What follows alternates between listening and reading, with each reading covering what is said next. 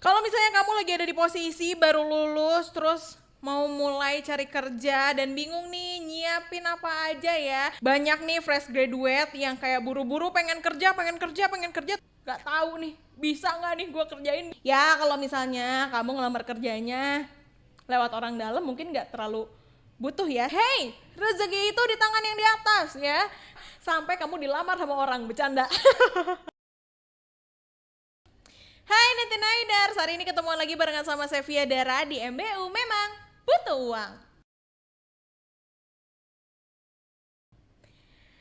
Kalau misalnya kamu lagi ada di posisi baru lulus terus mau mulai cari kerja dan bingung nih nyiapin apa aja ya, berkas-berkasnya apa aja ya, terus kayak nyiapin mental wajib nggak ya buat kita ngelamar kerja ini. Dara bakal kasih tahu 5 cara siapin diri setelah lulus kuliah. Stay tuned at 100 FM Play 99ers. Tips yang pertama, hal pertama yang harus kamu lakuin adalah kamu harus kenalin diri kamu dulu dan tentuin nih arah karir kamu mau kemana nanti Niners. Banyak nih fresh graduate yang kayak buru-buru pengen kerja tapi akhirnya ngelamar ke satu pekerjaan yang posisinya tuh gak tahu nih bisa nggak nih gue kerjain, bisa nggak ya gue lewatin nih pekerjaan. Nah, jadi kamu harus kenalin dulu diri kamu, terus tentuin arah karir kamu mau kemana. Padahal nih sebenarnya penting banget untuk kamu cari tahu kamu tuh sebenarnya tertarik di bidang apa, terus apa yang ingin kamu capai di 5 tahun ke depan itu juga bakal mempengaruhi kamu akan kerja di mana dan menjadi apa ke depannya. Kamu juga mulai cari tahu lewat tes minat bakat atau refleksi dari pengalaman organisasi, magang, atau tugas akhir yang kamu jalanin. Contoh, gue ngambil skripsi dan tesis itu tentang radio. Kenapa tentang radio, Dar? Padahal jurusannya teknik industri, padahal jurusan S2-nya Magister Manajemen Teknologi. Kenapa ngambil radio? Karena ya pengalaman gue full di radio. Jadi gimana caranya gue menyambungkan nih antara pekerjaan atau antara organisasi yang gue ambil dengan kuliahan atau jurusan yang gue pelajarin di kampus. Nanti dari situ kamu akan tahu, oke, minat gue tuh sebenarnya kerja di bagian media, minat gue tuh kerja sebenarnya di bagian data analyze. Nanti bakal ketahuan sendiri. Jadi nentuin arah sejak awal itu bakal ngemudahin kamu untuk milih jalur yang tepat. Gitu. Tips yang kedua, setelah kamu tahu diri kamu dan mengenali bidang apa yang akan kamu garap di pekerjaan kamu nanti, kamu tinggal bikin CV-nya atau kurikulum vitae-nya. Karena ini penting banget.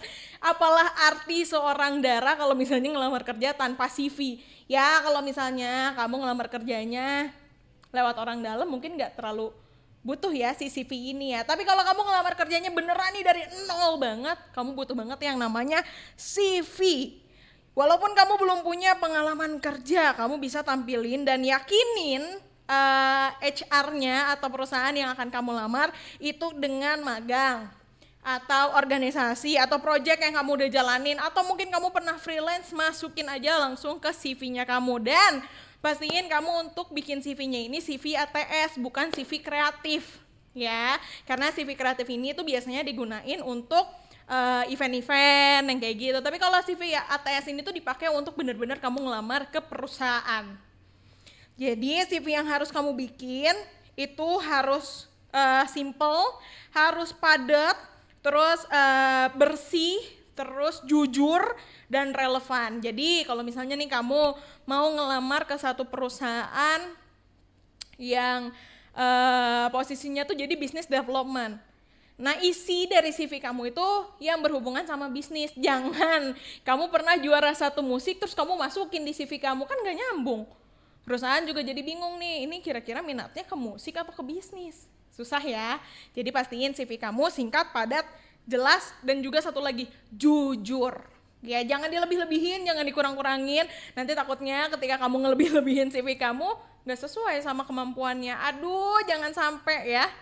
Terus kita lanjut ke tips yang ketiga. Selain CV di era digital yang sekarang, kamu tuh perlu banget untuk siapin akun-akun di platform lamar kerja.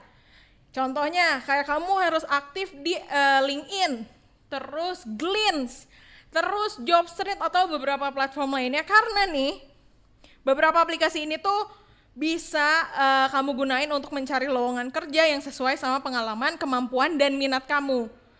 Sekarang tuh udah dibagi jadi beberapa section, misalnya kamu pengen jadi seorang marketing atau business development, itu kamu tinggal searching aja business development atau marketing, nanti langsung keluar si lowongan kerjanya tuh ada di mana aja dan apa aja gitu. Jadi mulai dari sekarang kamu coba untuk lengkapin headline-nya, ringkasan dirinya, terus pengalaman magang organisasi, terus skill juga di account platform tersebut gitu nanti Niners. Nah, selain pakai aplikasi yang tadi, kamu juga bisa bikin akun di New Bima, atau aplikasi ini tuh sebenarnya adalah salah satu aplikasi yang dibikin sama Disnaker nanti Niners.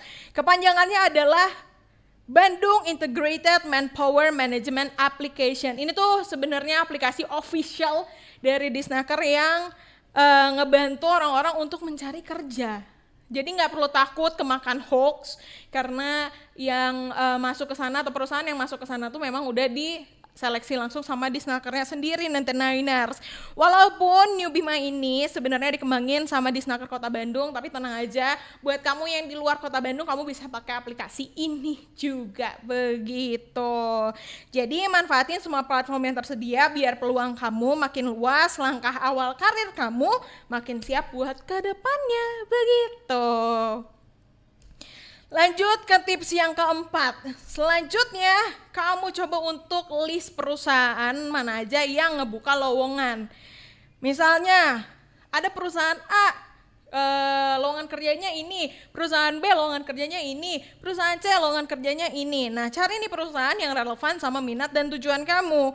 Contoh, kamu minat di industri kreatif, berarti kamu bisa cari fokus di agensi-agensi digital, terus kayak media atau startup kreatif gitu. Nah, tapi kalau misalnya kamu suka cari data nih, suka ngegunain SPSS nih, gue jadi keinget soalnya skripsi sama tesis gue tuh pakainya SPSS nanti Niners. Nah, kamu bisa cari perusahaan juga yang punya divisi data analysis atau research gitu. Tapi kalau kamu nih pengen berhubungan sama produk, pengen ngedevelop satu produk, ya kamu cari perusahaan yang buka lowongan tentang research and development gitu.